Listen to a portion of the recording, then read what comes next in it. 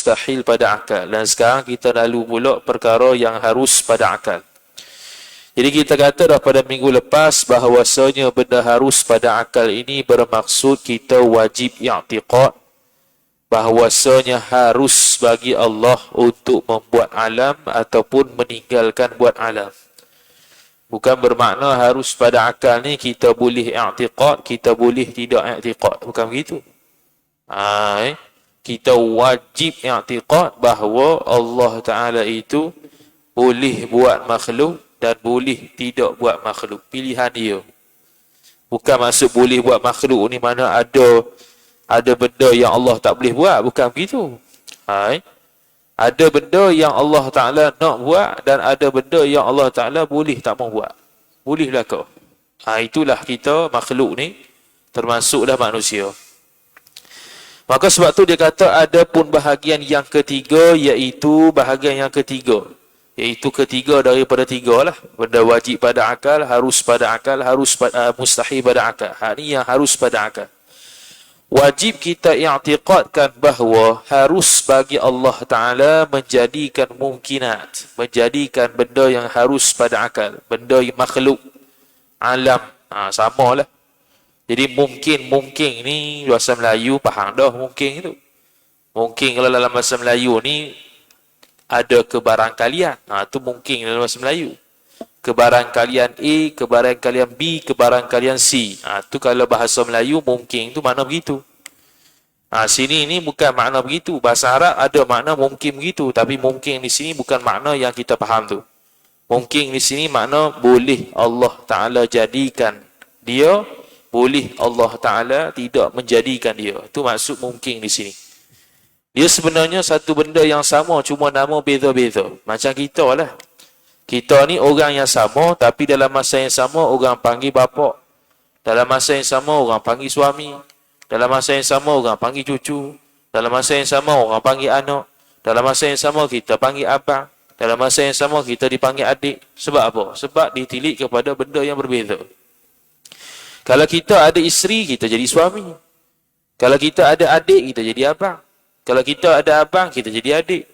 Kalau kita ada cucu, kita jadi tok. Kalau kita ada anak, kita jadi bapa. Jadi orang yang sama tapi pernamaan beza. Sebab kita tengok benda yang berbeza. Sama jugalah mungkin ni satu benda yang sama. Contoh kita. Tilik kepada Allah Ta'ala menciptakan kita. Kita dipanggil makhluk. Tilik kepada benda ni boleh kita ada, boleh kita tak ada. Dia panggil benda mungkin. Benda harus pada akal. Tilik kepada kita ni benda selain Allah. Dia panggil alam. Jadi sama tuju kepada benda yang sama tapi lain-lain lihat dia. Nisbah kepada benda selain Allah dipanggil alam. Nisbah kepada boleh jadi, boleh tak jadi, itu jadi mungkin. Nisbah kepada Allah Ta'ala menjadikan belaka, itu dia panggil makhluk. Hakikat dia satu ya, semua sama. Tuju kepada benda yang sama, cuma penamaan lain-lain. Kemudian kata musannif atau meninggalkan dia, meninggalkan mungkin, meninggalkan berbuat mungkin.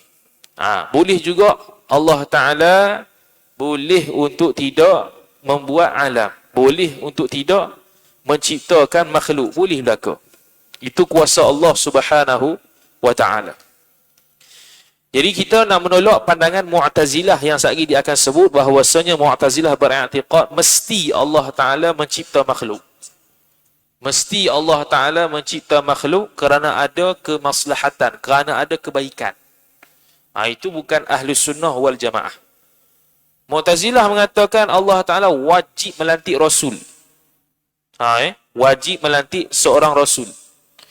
Kita Ahlus Sunnah wal Jamaah tidak wajib Allah Ta'ala melantik Rasul kerana itu benda yang harus.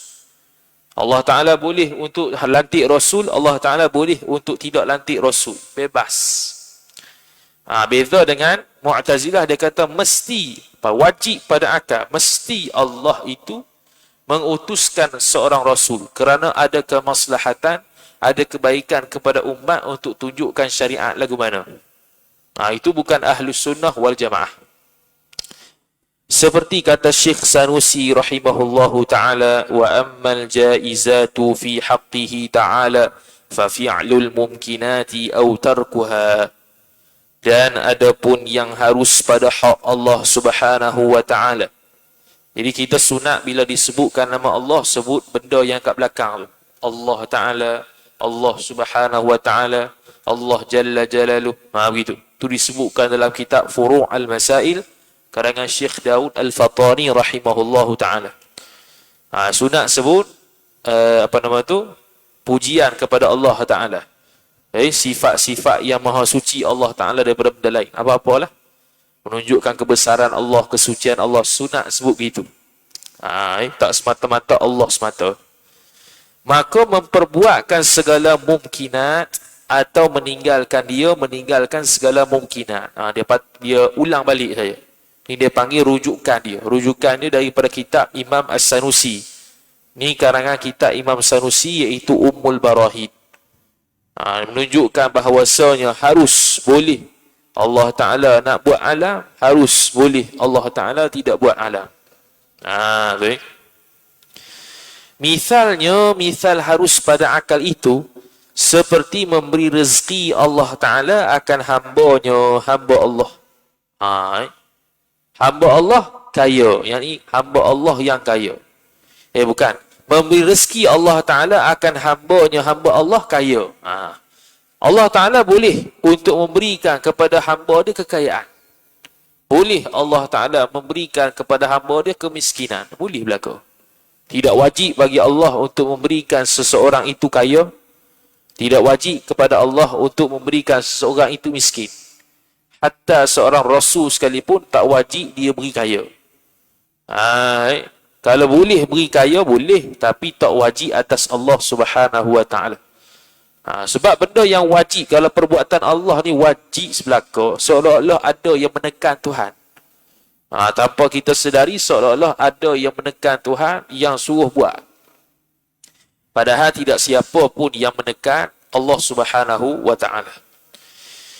Kemudian kata musannif rahimahullahu subhanahu wa ta'ala, dan demikian lagi ketiadaan memberi akan hambanya, hamba Allah kaya. Begitu juga harus Allah Ta'ala tidak memberikan kekayaan kepada seseorang, begitu juga harus Allah Ta'ala memberikan kekayaan kepada seseorang. Dan demikian lagi harus bagi Allah menjadikan dan demikian lagi harus bagi Allah menjadikan kejahatan. Hak ni beza sikit dengan Mu'tazilah. Sekali lagi dia kata, demikian lagi harus bagi Allah menjadikan kejahatan, yakni dilakukan kejahatan atas hambanya, hamba Allah. Jadi ahli sunnah wal jamaah dia beriktikad wajib kita beriktikad Allah Ta'ala ini buat benda yang baik. Wajib kita i'tiqad Allah Ta'ala tu juga buat benda jahat. Ni dari sudut i'tiqad, bukan dari sudut cakapan.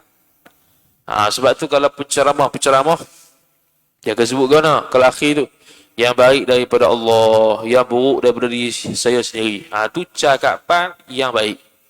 Tu cakapan adab. Dalam kitab Aqidatun Najin sebut, memang betul semua Allah Ta'ala buat belaka, cuma nisbah cakapan adab.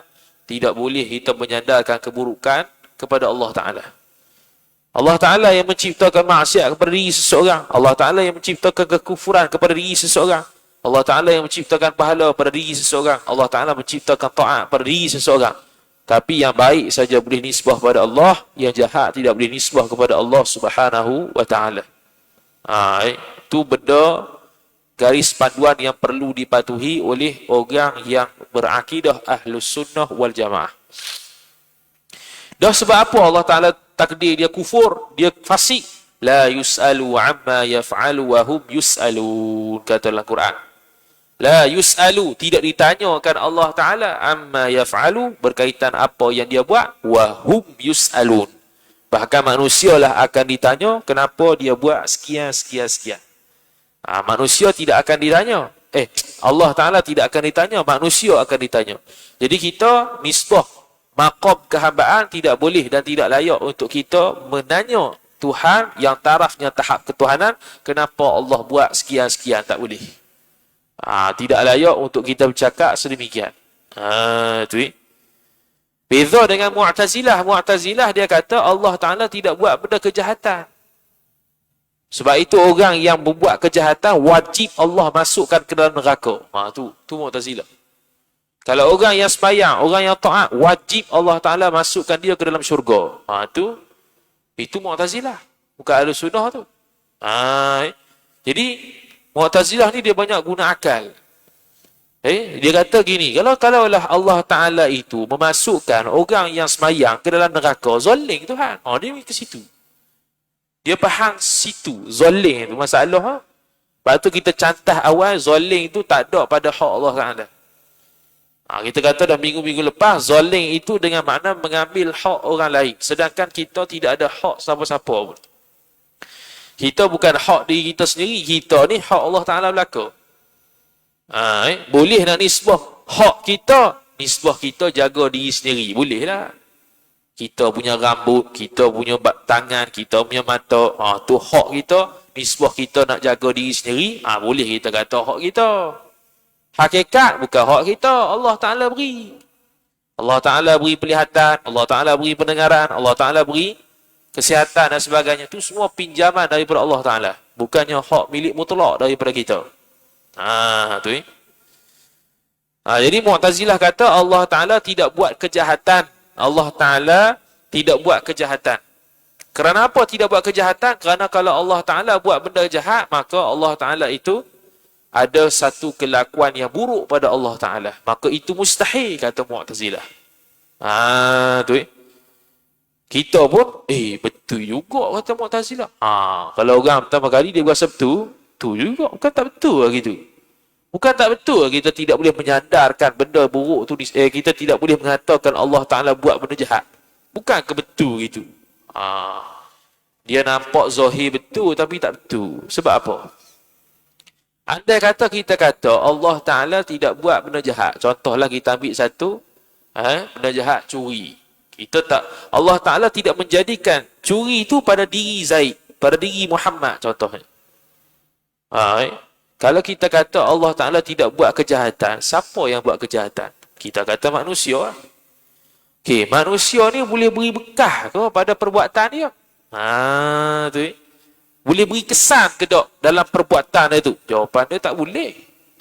Allah Ta'ala hanya beri kudrat untuk kita usaha, ikhtiar ke arah sesuatu yang kita nak. Tetapi hakikatnya siapa yang beri bekah, siapa yang memberikan kesan kepada perbuatan tersebut berlaku? Allah Ta'ala. Jadi kalau Allah Ta'ala tidak buat perkara yang jahat, ataupun yang kita kata tadi, benda yang curi tadi, mana ada benda lain selain Allah yang kuasa macam Tuhan memberi bekah, memberi kesan pada perbuatan seseorang. Tu tanpa kita sedar, kita i'tiqad sedemikian. Walaupun kita tengok pada zahir lafaz kata betul lah Allah Ta'ala tidak buat kejahatan. Sebab kalau ikutkan zalim Tuhan. Tambah dah kita kata zalim tak berlaku pada Tuhan kerana bukan hak milik kita.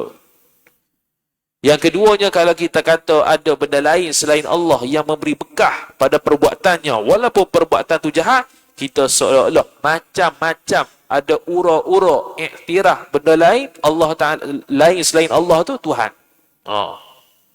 Sebab Tuhan ni peseng memberi kesan pada perbuatan, memberi bekah pada perbuatan. Ada kesan dia. Makhluk tidak boleh beri kesan. Makhluk hanya usaha ikhtiar. Perbuatan Allah dengan perbuatan manusia beza. Perbuatan manusia hanya boleh usaha ikhtiar. Perbuatan Allah, dia memberi kesan pada perbuatan itu. Jadi kalau contoh kita tendang bola.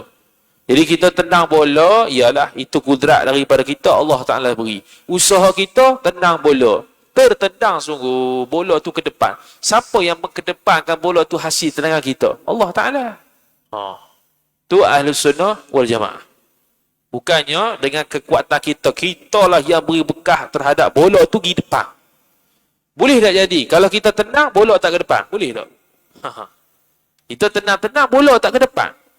Kaki ke depan tak, bola tak ke depan. Boleh tak? Boleh. Kalau Allah Ta'ala nak buat. Jadi kena beza benda yang boleh benda yang Allah Ta'ala, benda yang di bawah kuasa Allah Ta'ala dengan benda yang dari sudut usaha ikhtiar makhluk. Itu kena beza cukup besar, kena beza dengan jelas tu. supaya tak terkeliru. Dari sudut i'tiqad saja akan cedera. Dari sudut mulut kalau cakap biasa tak ada apa. Saya tadi demam makan Panadol, alhamdulillah. Tak apa tu cakapan mulut. Tapi kalau dia i'tiqad Panadol itu yang beri kesan pada dia untuk menyembuhkan, bahaya. Tapi orang Islam kebiasaannya tak cakap tak i'tiqad begitu.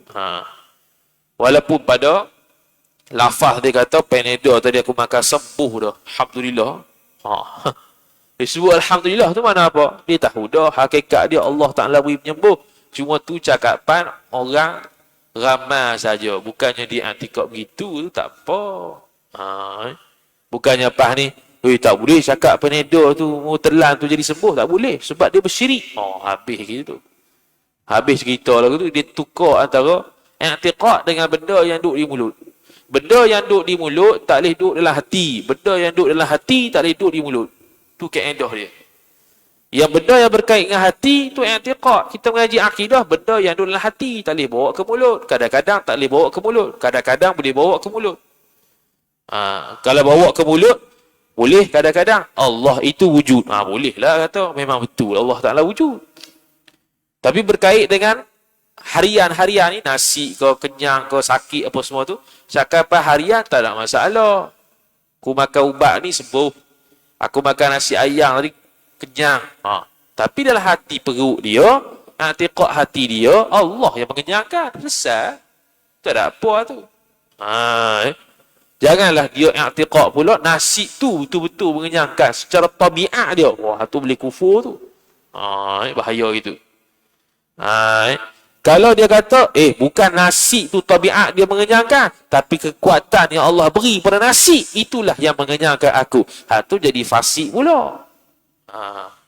Sebab dia masih menisbahkan kekuatan yang daripada nasi yang Allah beri tu. Sebab tu tak jadi kufur. Yang silapnya ialah, dia kata yang beri kesan kepada kenyang tu, ialah kekuatan pada nasi. Situ silap dia. Yang betulnya Allah Ta'ala yang memberi kesan kepada kenyang tu pada kita. Dan Allah Ta'ala beri kekuatan pada nasi tu untuk sekadar usaha ikhtiar kita untuk makan, boleh kenyang. Usaha ikhtiar saja. Bukannya mesti kenyang dah. Boleh dah orang makan nasi 100 pinggan tak kenyang? Boleh. Boleh dah orang makan satu suap ataupun bahkan tak makan kenyang? Boleh. Sebab tu di akhir zaman makanan kita subhanallah walhamdulillah wala ilaha illallah wallahu akbar bila temu dan dajjal. Tak ada dah makan nasi goreng tu, tak ada dah. Cekecok apa pun tak ada dah. Zaman dajjal, zaman tak ada makan, tak ada minum. Makanan dia orang yang beriman ialah subhanallah walhamdulillah wala ilaha illallah wallahu akbar. Tu. Jadi kalau orang yang tak belajar bab tu dia heran, kok mana makan dengan zikir? Habis. Dia pening lah dia. Dia pening lah dia. Kok mana makan dengan zikir? Aku tahu makan dengan nasi je. Sudah. Sebab itulah sebelum bertemu dengan Dajjal, sebelum hari akhir zaman, perkuatkanlah akidah masing-masing. Tu yang kena belajar suti-suti ni. Kalau semata-mata akidah tu, kita faham dah lama. Cuma cara faham akidah tu, kok salah tu yang mari mengaji. Takut salah satu dua tempat. Kita tak mau salah langsung. Sebab akidah ni 100% yakin. Tidak boleh ada zon sikit apa pun. Dia beza dengan pekoh. Pekoh tak mesti yakin. Zon pun jadi dah. Tu pekoh. Sebab tu kalau basuh berak tak perlu cermin nak tengok dekat dubur tu tak payah. Kita rasa ya, tak ada lah ni. Selesai. Bahkan ulama pekoh sebut tak wajib cium tangan busuk ke tak. Tak wajib. Tapi kalau dia pergi cium kok, busuk, dia wajib basuh tangan. Dia cari pasal. Kemudian kata musannif rahimahullahu ta'ala. Habis. Kemudian. Yakni dilakukan kejahatan habis. Dan menjadikan kebajikan atas hamba Allah Ta'ala. Allah Ta'ala boleh buat benda baik kepada makhluk. Allah Ta'ala boleh buat jahat ke atas makhluk. Tapi tak dipanggil zalim pada Allah Ta'ala. Dan memberi pahala bagi hamba-Nya hamba Allah yang mengerjakan taat. Boleh tak Allah Ta'ala tak beri pahala pada orang semayang? Boleh. Boleh tak Allah Ta'ala beri pahala kepada orang yang tak semayang? Boleh. Misbah boleh tu boleh. Beri ke tak? Itu benda yang lain. Boleh ke tak beri kepada orang yang maksiat pahala semayang padahal dia tak semayang? Boleh. Boleh tak Allah Ta'ala tak beri pahala kepada orang yang semayang? Boleh. Misbah boleh tu boleh. Berlaku sungguh ke tak? Tu nombor 2. Oh, dapat pahala lah orang semayang sebab dia ikhlas. Boleh. Tak dapat pahala lah orang yang semayang sebab dia riak. Pun boleh. Jadi sebab sesuatu perkara tu kadang-kadang ada sebab dia. Dan kadang-kadang tanpa sebab berlaku. Contoh, kita jatuh longkang. Ada dah orang saya saja nak jatuh longkang? Tak ada. Tapi berlaku sebab apa? Sebab Allah takdir dah sejak azali, kehendak kata dia jatuh longkang. Jatuh. Walaupun kita tidak ada pilihan ataupun tidak ada kehendak untuk jatuh dalam longkang. Tak ada kehendak siapa-siapa nak jatuh longkang. Tapi jatuh juga. Jatuh juga tu sebab apa? Sebab Allah Ta'ala yang jatuh ke dia. Itu dipanggil sebagai ittirari. Tak ada pilihan dah. Bukan pilihan kita nak jatuh, tapi terjatuh juga sebab Allah Ta'ala beri jatuh. Adalah nak gugur dosa tu, nisbah husnul zan kita pada Allah Ta'ala pula. Oh, dia nak gugurkan dosa aku, tu beri jatuh. Tu orang hamba yang baik tu.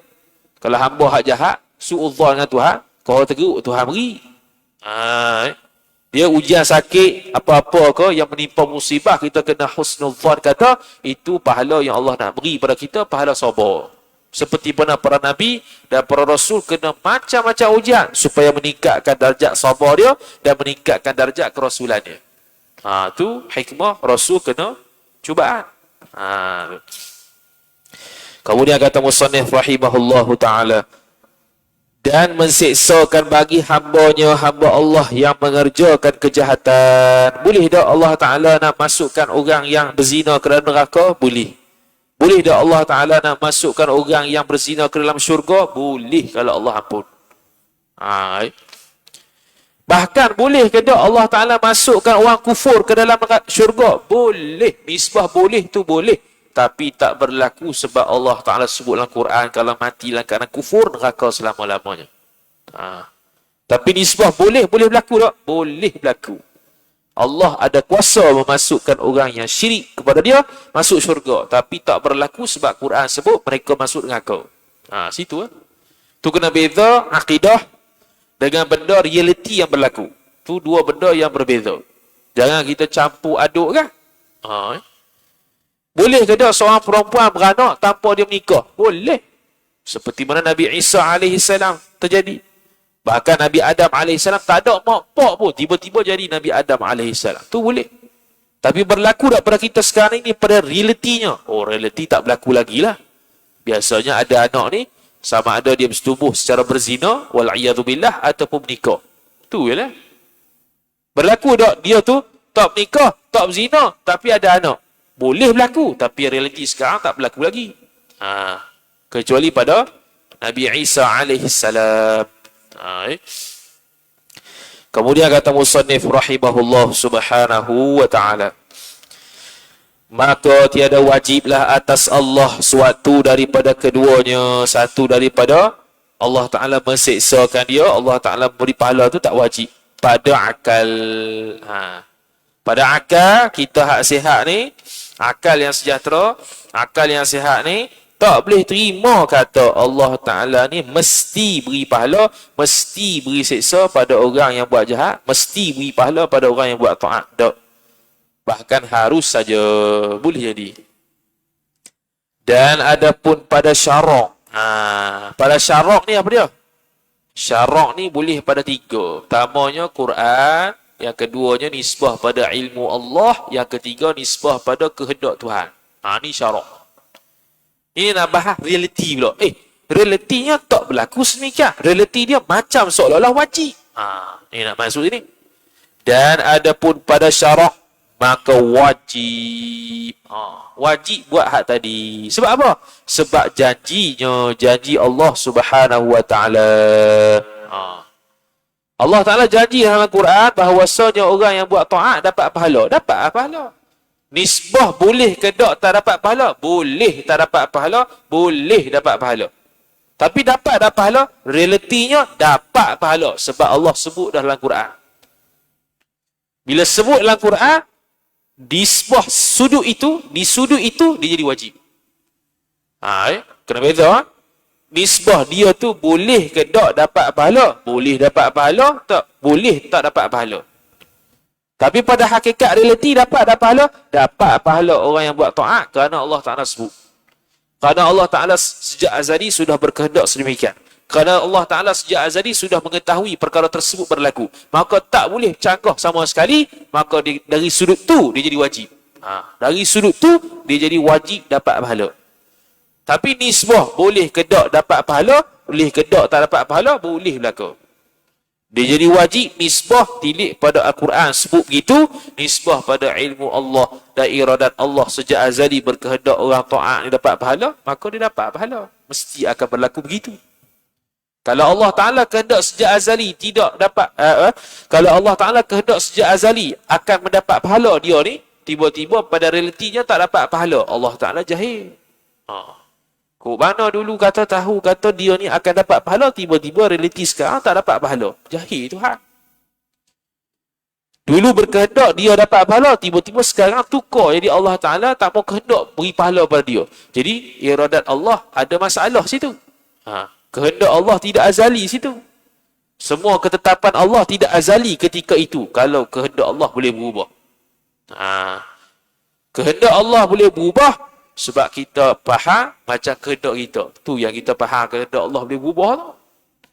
Bila kita kata kehendak Allah boleh berubah, tanpa sedar kita kata Allah punya ilmu pun berubah.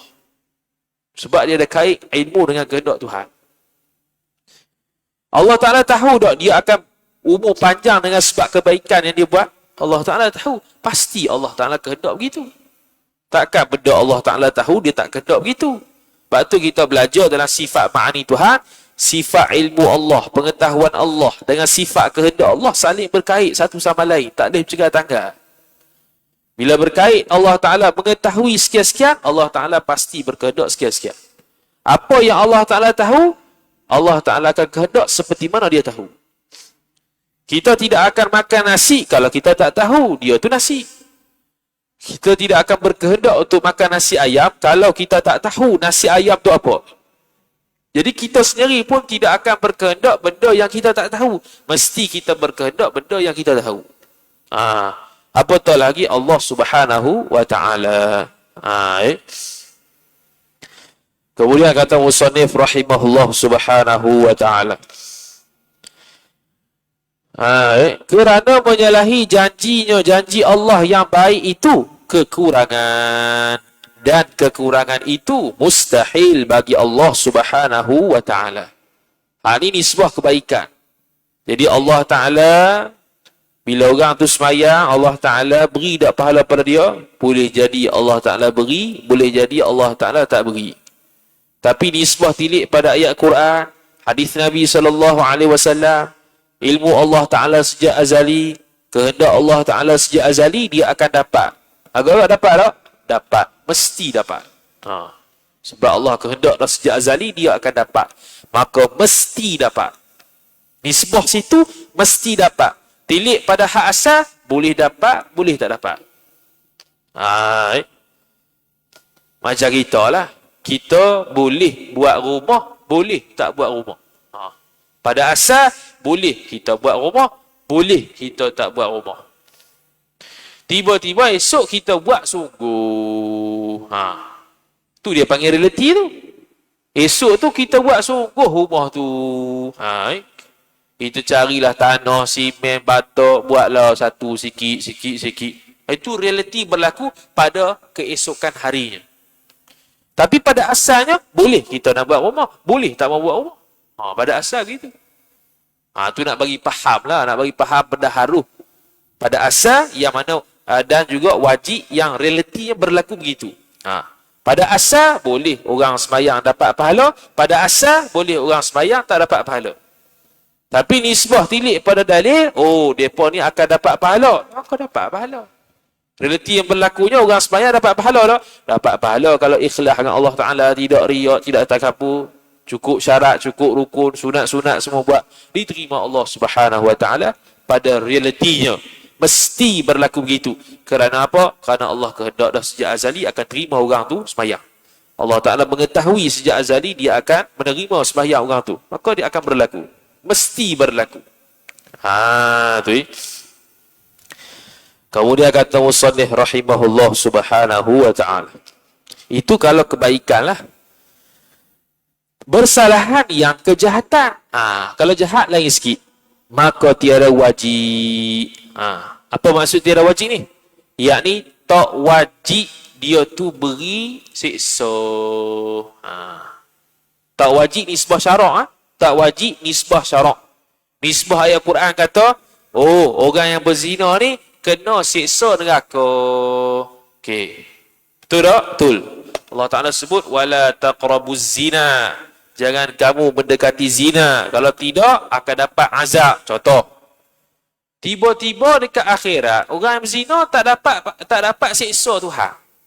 Boleh berlaku tak begitu? Boleh berlaku. Allah Ta'ala menyalahi janji ya? Tak menyalahi janji. Okey, dia beza. Kalaulah dalam bab kebaikan, Allah Ta'ala menyalahi janji, dia panggil kekurangan. Contoh, kita kata, esok marilah ke tempat aku bagi 1 juta. Bagi 1 juta. Tiba-tiba dia mari esok, kita tak bagi 1 juta. Agak-agak apa dia? Sifat tu molek ke tak molek? Tak molek. Sebab janji dah nak bagi 1 juta, tiba-tiba mari penat-penat, dia tak mau bagi 1 juta. Itu satu kekurangan. Satu tak molek, tak ada adab panggil. Beza pula kalau gini. Kalau mu buat sekian-sekian depan rumah aku saman hang ni 10 juta. Tiba-tiba dia buat sungguh benda yang dilarang tu. Tiba-tiba tak jadi saman. Agak-agak baik dah orang tu. Baik Asalnya kena saman. Tiba-tiba tak jadi saman. Tu. Itu bukan memang menyalahi juga, tapi menyalahi yang tak nampak kekurangan. Sama dengan Allah Ta'ala. Allah Ta'ala janjikan dah orang sembahyang ni masuk syurga. Tiba-tiba Allah tak bagi syurga. Satu kekurangan bagi Allah Ta'ala. Sebab menyalahi janji hak dulu dia kata. Beza dengan dosa. Allah Ta'ala kata masuk neraka orang yang berzina. Masuk neraka orang yang curi. Tiba-tiba di akhirat Allah Ta'ala maafkan masuk syurga. Boleh tak? Jadi kepada Allah Ta'ala. Boleh. Itu lebih menyempurnakan sifat ketuhanan Tuhan. Rahmat Tuhan. Rahim Tuhan. Maha kasih Tuhan. Dia beza dengan kebaikan tadi. Tu dia kata sini. Maka kalau kejahatan tak wajib. Tetapi harus disalahi janjinya. Janji Allah. Tetapi yang lain daripada kufur. Lain daripada kufur lah. Kalau kufur kok memang masuk neraka lah. Nisbah ayat Quran kata Allah Ta'ala tidak akan mengampunkan dosa orang kufur. Memang akan masuk neraka di akhirat nanti. Nisbah asal, boleh orang kufur masuk syurga, boleh orang kufur masuk neraka. Tapi yang berlaku realitinya, kalau orang tu kufur sampai mati, dia akan masuk neraka. Dia tidak akan masuk syurga. Beza dengan orang maksiat. Orang maksiat ni boleh masuk neraka, boleh masuk syurga. Tiba-tiba dia tidak bertaubat, mati dalam keadaan maksiat. Allah Ta'ala boleh ampun, Allah Ta'ala boleh tak ampun. Allah Ta'ala tak ampun, masuk neraka. Boleh bagi Allah Ta'ala. Allah Ta'ala ampun dan masuk ke dalam syurga. Boleh bagi Allah Ta'ala. Jadi apa yang Allah Ta'ala sebut dalam Quran dulu, yang kata orang berzina ni masuk neraka, boleh Allah Ta'ala salahi janji tersebut. Boleh Allah Ta'ala berlaku sebaliknya apa yang disebut dalam Quran tu. Kerana itu menunjukkan rahmat Allah Ta'ala kepada orang yang maksiat. Boleh Allah Ta'ala ampun. Beza dengan berbuat kebaikan. Hak tu tidak boleh disalahi. Kalau disalahi, maka itu menunjukkan kekurangan pada Allah Subhanahu wa Ta'ala. Maka tiada disiksanya, tiada disiksa orang tersebut pada akal. Ini kita terima di akal kita bahawa Allah Ta'ala boleh menyalahi janji, yang kalau janji itu janji buruk, maka hasilnya, akibatnya Allah Ta'ala tidak akan menyiksa dia. Boleh. Itu menunjukkan kasih sayang Allah Subhanahu wa Ta'ala. Tidak menunjukkan kekurangan Allah. Dia menyalahi janji kan? Menyalahi janji dalam bab keburukan tidak akan menjadi kekurangan pada Allah Ta'ala. Tapi menyalahi janji dalam bab kebaikan, itu menunjukkan kekurangan pada Allah Subhanahu Wa Ta'ala.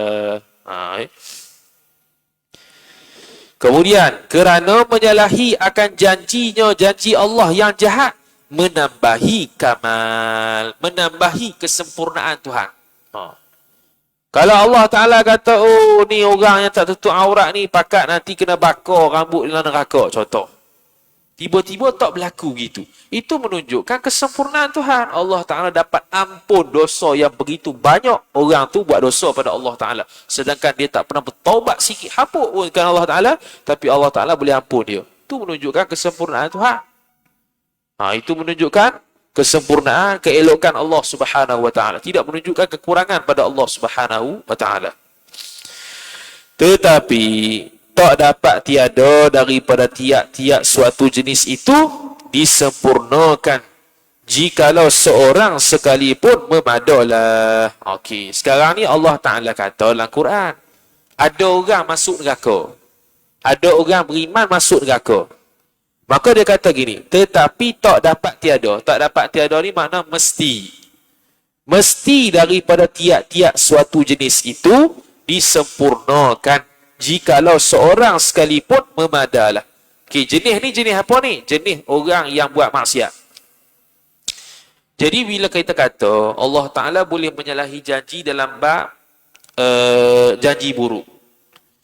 Jadi kalau orang mukmin semua contohlah contoh. Allah ampun belaka. Kita kata, boleh tak? Boleh. Tapi dalam bab ampun belaka ni mesti kena ada seorang masuk neraka juga.